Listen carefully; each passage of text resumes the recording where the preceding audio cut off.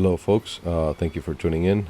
Today we're going to go ahead and we're going to make a rig that I use frequently. It's for free lining, pretty much anything that's live. I'm not going to use any hardware other than the hook itself, and I'm going to use a little bit of that clear mono as a leader. I'm going to attach the clear mono to the high-vis 30-pound mono using a uni. So it's going to be a uni to uni. Very simple. I'm going to give it 6 or 7 turns here, and I find it to be a very, very strong way to secure 2 lines. This is so there's no swivel, there's nothing. Make sure nothing weighs down my bait, especially if you're fishing in a highly pressured area for snook. They can be pretty finicky, so by doing this I make sure that greenback or pinfish or whatever it is that I'm free lining behaves in a very life, it looks nice and healthy for the snook. So now I'm gonna go ahead and I'm gonna pull both sides, the long sides, until the 2 knots touch, and notice how they're going to tighten up here and lock in, and that's not going anywhere. So I'm going to go ahead and cut it now, cut the excess, and I'm going to leave about 1/4 inch, as I usually do. A little more, a little less, but the idea is not to cut it too close to the knot, but also not leave a whole bunch of line. So that's the way I like them. It's a very strong setup.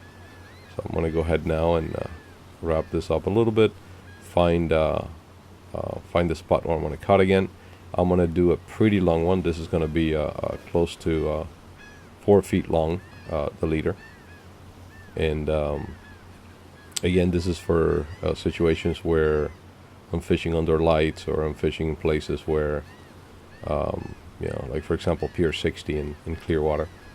Tons of people fish for right there, and even though they have a lot of snook and a lot of trout, they tend to be very finicky.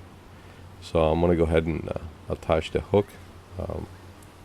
Here I'm going to actually going to snell this hook. It's a very, very strong type of knot that you can do, and it hasn't really. It has never failed for me yet. Anything can fail, but so far I've been lucky with this one. So I pinch it and I pull, the side that is tight, and I'm gonna wrap it around the shank of the hook. I like to do 8 turns on smaller hooks. Sometimes 8 is too much. If I'm using very thick mono on large hooks, sometimes. I go smaller as well. I go with something like 4 or 5 turns. Here it's critical that wrap goes all the way back up to the eye of the hook. They move up the shank, and it's nice and orderly there. There are no gaps, because that's really what makes that this particular knot strong. It's good to leave a little bit on the end that you can pull. Here I was a little bit short, so I'm having a bit of a hard time, but there it is. So cut it off, leave about 1/4 inch there, and wrap it back onto the reel.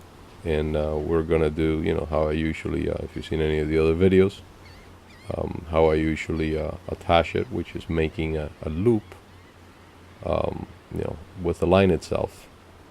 And notice that I changed my finger positions, put the finger in the middle so I can make adjustments. It's easier to make adjustments. I was a little too short. I pulled, made an adjustment. Notice that I use my other finger to control the line, so everything is nice and controlled. And then I pull back, pointing the hook in such a way that the tip of the hook is into the mono.